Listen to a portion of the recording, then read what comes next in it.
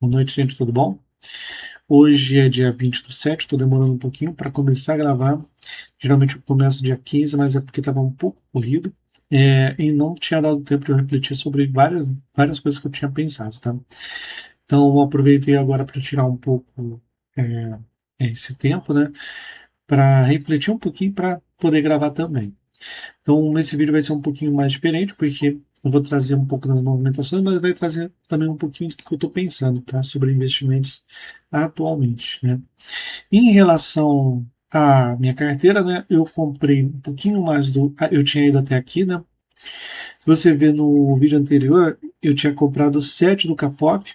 Aqui eu só dividi porque o preço ele foi diferente, o preço de compra, tá? Eu tinha colocado para comprar 7, né? E o meu preço ele oscilou um pouquinho aqui, tá? Na compra, né? Como eu coloquei a valor de mercado, então tem essa oscilação normal, então eu só fiz essa correção, tá? Esse aqui é detalhe. Então eu comprei no dia 23 mais 24 do GGR por 9,80.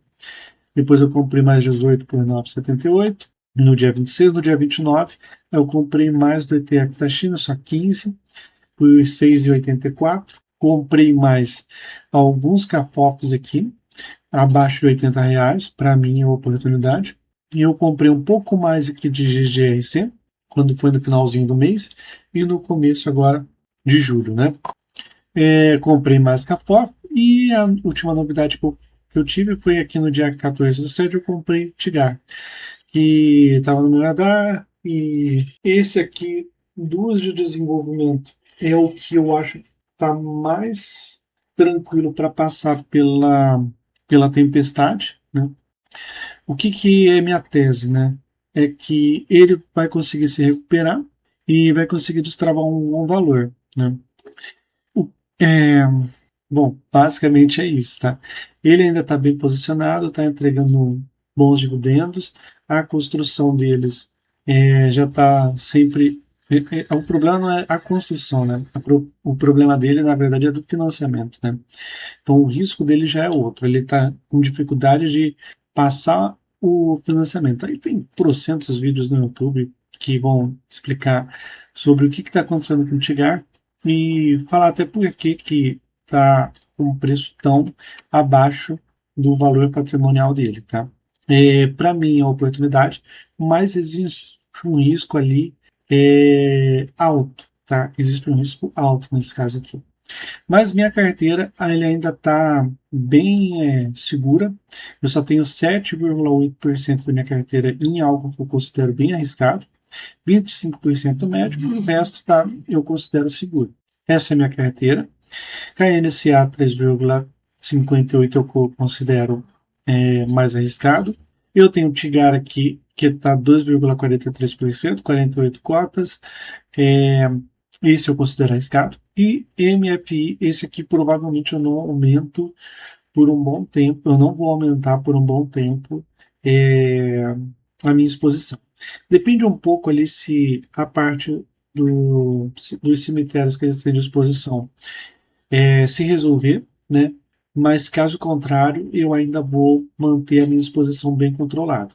Como eu falei, eu tenho uma tese de que o financiamento daqui a alguns anos ele vai passar por um problema, né? É, Principalmente por causa da tabela price e pelo comportamento e a relação que existe ali entre a TR e o financiamento da tabela price, tá? Então, eu não acho que é de agora e eu acredito que o Tigar saia antes de ele sofrer com esse mal, né? Então, por isso, olhando o risco-retorno, eu achei interessante aumentar um pouco minha exposição no Tigar. Mas é uma exposição que eu considero ainda controlada, tá? Não é nada assim é, que seja relevante para minha carteira, né? Eu estava olhando, o que eu fui olhar? Eu fui olhar a rentabilidade da minha carteira para eu entender se eu estava indo bem ou não, né? Então eu peguei alguns resultados aqui e aí eu coloquei aqui para comparar, tá? Meus investimentos, tá aqui 2021, né? É, tá. É porque não existe 2021. Eu comecei no dezembro de 2021, então ele é só a partir de 2022. Tem os meus investimentos aqui. Deixa eu colocar outra cor para facilitar um pouco aqui. Beleza.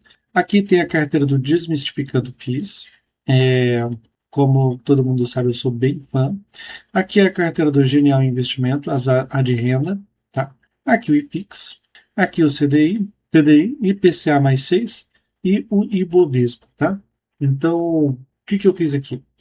Eu peguei o resultado dos 5 anos aqui, né, de 2025, dos últimos, contando com 2025, vai dar 6 anos, tá? Então aqui a gente tem, contando esses 6 anos, 2021, 2022, 2023, até agora, até o acumulado de agora, a gente tem o IFIX dando 33,84, 87. Então, os meus investimentos, eles estão batendo, tá? O que acontece aqui? Eu coloquei, para ser justo, porque é que eu estou contando uma a mais, né? E no caso do uma a mais do IFIX, ele foi negativo. Então eu falei, cara, eu acho que compensa eu colocar aqui 2,3 menos para igualar, como se eu tivesse investido no IFIX e depois eu seguir minha carteira. Se eu fizer isso, a minha carteira ela tem um resultado positivo ainda em relação ao IFIX, tá? Em relação a Genial Investimento, em relação a Desmistificando PIS, CDI, PCA+, Ibovespa, eu tenho um resultado, eu perco, né? A não ser o Ibovespa, que nesse caso aqui ela perdeu 11%, né? Então é meio que injusto essa comparação. Agora, uma coisa que eu achei interessante. Se eu tirar o primeiro ano que eu investi, tá? Ali em 2022, né? E aí eu vou fazer isso da mesma forma para eles aqui. Vamos ver como fica. A partir do segundo ano, porque aí aqui eu começo a contar, tá vendo? Deixa eu mostrar aqui para vocês. A partir de 2023. Por quê? Porque no começo eu errei muito, tá? É muito normal você começar errado, tá? Então eu tive muita exposição em coisas muito arriscadas. Eu girei a carteira assim de maneira muito errada. Eu coloquei um pouco, assim, nada assim também tão absurdo. A não ser, eu lembro da minha exposição de MNV, que era relevante para minha carteira, coisa eu acho de 50%. Também que eu tive lucro, né? Mas eu lembro que eu perdi muito dinheiro com o IRB, já até falei no canal, em algum vídeo. Então, eu tive exposições que foram muito, muito negativas, tá? Então, eu comecei a aprender a investir mesmo em 2023, 2024. Então, aqui eu já considero que eu estava melhor, tá? E é quando você faz a comparação, tirando, né, só 2022 e colocando nos outros, a minha carteira ela está rendendo super bem, tá? E eu até fiquei impressionado, porque o Genial Investimento, a carteira, a renda deles, é impressionante como está funcionando muito bem, né? E eu pensei que a carteira do Diversificando que ia bater muito fácil, mas não.